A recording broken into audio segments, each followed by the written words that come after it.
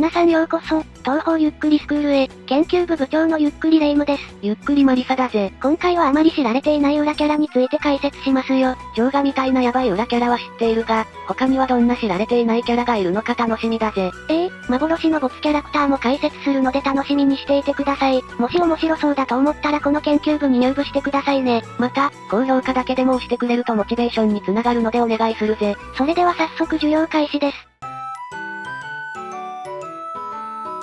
それではまずはじめに紹介する裏キャラはトキコです。ちょこちょこ聞いたことはある名前だが一体どんなやつなんだ？彼女の初登場は書籍降臨堂です。公式には名前は存在せず、種族が妖怪で、小さな女の子であることがわかることのみです。でもさっき名前を言っていたじゃないか。トキコとは、彼女の背中と頭に時色の羽が生えていることからファンがつけた名前なんですよ。なので公式での呼称ではないのですが、広く浸透していますね。縮めて特キュンとも呼ばれています。それアッキュンの影響じゃん。翼の色や見放しに登場して霊夢たちに食われた絶滅危惧種の時から、時の妖怪と想像されることもあるのですよ。それで時って美味しいのか？味は悪くないようですが、鍋にすると色がやばいようですね。ちなみに味はカントリーマームとのこと。いや絶対ちゃうやろ。キャラ全体の項の方では本を読んでいた妖怪になっているんですよ。道端で楽しそうに本を読んでいたところ、通りすがりの我らが白霊霊夢になんとなく不意打ちで攻撃されてケチョンケチョンに退治され、持っていた3冊の本を全て奪われちゃったのです。白霊の巫女妖怪より妖怪だったけん。ちなみに読んでいた本のタイトルは幻想郷の外の世界の日のイマン型計算機の未来というシリーズものの13、14、15巻です。一体何が面白くてそんな難しそうな本を読んでいるんだよ。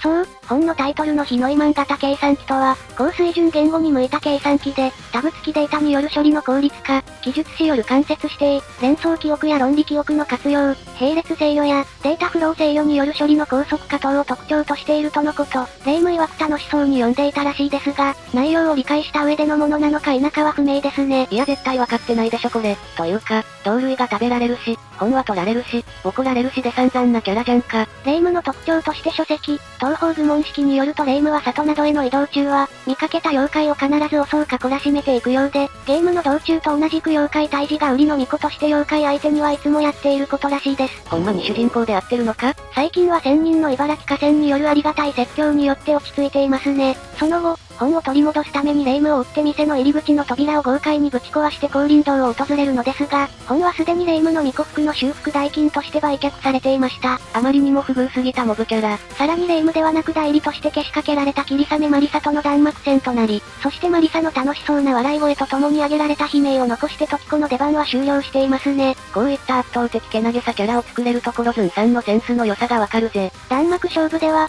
霊夢によると生意気にも強いようで、後ろから出した溶弾で霊夢を一回朽ちらせたようですが、マリサなら大して面倒でない相手らしいですね。ということはスピード性能の高いマリサだと倒しやすくて、遅めな霊夢には強かったのか。その後はスズナーン第6話冒頭にて、1コマかつゼリフなどはないものの、リリー・ホワイトともに桜の舞う人間の里上空を飛ぶ彼女らしきキャラクターの横顔と後ろ姿が書かれていますよ。と入っても公式媒体で彼女自身のセリフが用意されていて、キャラ自体もある程度立てられているというところでは、同じ七種のモブでも大妖精や小悪魔よりは恵まれている方かもですね。なるほど、書籍の序盤だけの名前のないキャラにもかかわらず、意外にも知名度があるのはそういうことか。二次創作ではそのまま降臨堂に居ついていることが多いです。そのため森近凛之介との絡みが多く、東方プロジェクトでは今のところ唯一と言っていい男性キャラとのカップリングが圧倒的多数派のキャラです。二次創作で咲いたキャラなのね。ちなみに最近降臨堂に取材しに行った時、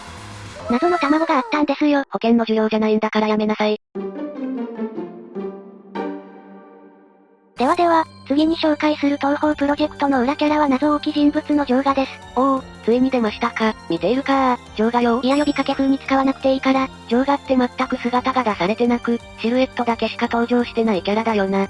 シルエットでは髪が長く、夫がいるので女性なのは確定でしょう。漫画版、東方暴月賞第2話では、と書かれていますね。なんで？なんだよ。なぜなら、だからですよ。いやバチバチで遊ぶなし。それはさておき、ジョーガという名前は地上で呼ばれているもので、本名は地上人には発音できないのです。つまり月の民にしか発音できないのか、月の住人の下どうなってるのか気になるぜ。神話ではジョーガという単語は、月の女神あるいは天女という語義で使用されることもあるようです。へえ、月の女神ってすごいじゃんか。確か鬼神サグメが天のサグメだから何か繋がりがありそうだな。ちなみにジョーガは最初甲賀と呼ばれていました。それがジョーガへと変化したのは漢文帝の代のようです。めちゃくちゃ前の話ってことはわかるぜ。そういえばジョーガの月の発音を使って、エイリンは地上に来た月のウサギの霊線を呼び寄せたんだよな。そう、月のウサギたちの多くが幽閉されている彼女の代理食材として薬をつき続けていて、霊線もかつてはその役割についていたのです。だから嫌になって地上に逃げ出したのか。確かになんで人の罪のために永遠に餅をつかないといけないのか意味不明だぜ。永遠帝の霊月祭でも、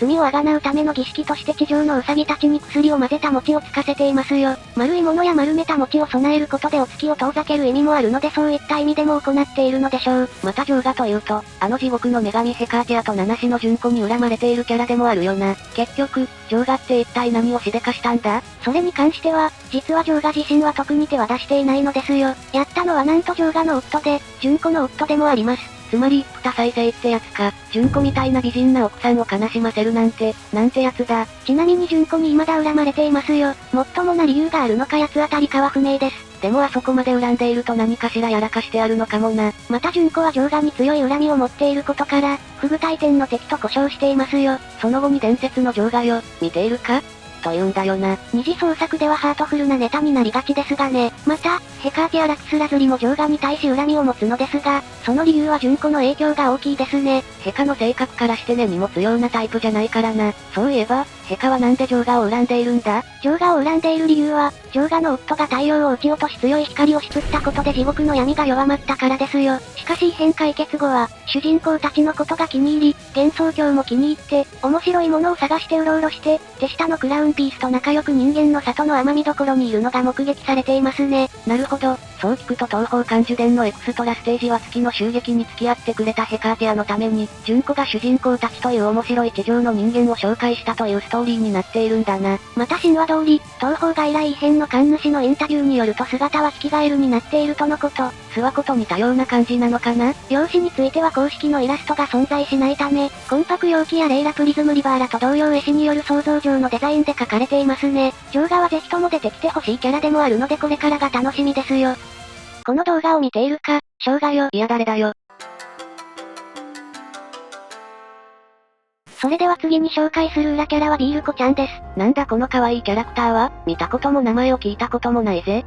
このビール子とは東方プロジェクトの制作者であるズンさんが、秋葉原ベルギービールフェアのために書き下ろしたオリジナルキャラクターです。ほう、イベントのマスコット的キャラってことだな。イラストが発表されて以降、特に名前が決まっていないことから、ファンたちの間では、ビール娘、麦上子、麦の純子など、ビールにちなんだ様々な名前が使われていますよ。結局今でも特に統一された名前は決まっていないようで、ビール子がほぼ通称のようなものになっています。ぜひキリンビールあたりの CM で使われてほしい。2011年11月25日から12月5日開催の第2回秋葉原ビールフェアにおいて、ビール好きで知られるズンさんが、少女のイラストカットを書き下ろしたものが初出です。ズンらしくて、ビール子ちゃん可愛いデザインだよな。第2回秋葉原ビールフェアで初登場して以降、毎回ズンさんによる書き下ろしイラストで登場していて、一種のレギュラーキャラのような立ち位置になっていますよ。そういえば、ビールフェアってどんなことやっているイベントなんだ？秋葉原ビールフェアは、半年に1回のペースで開催されているイベント。例えば2013年にあったイベントでは、12月6日から15日の10日間に A- ボタン、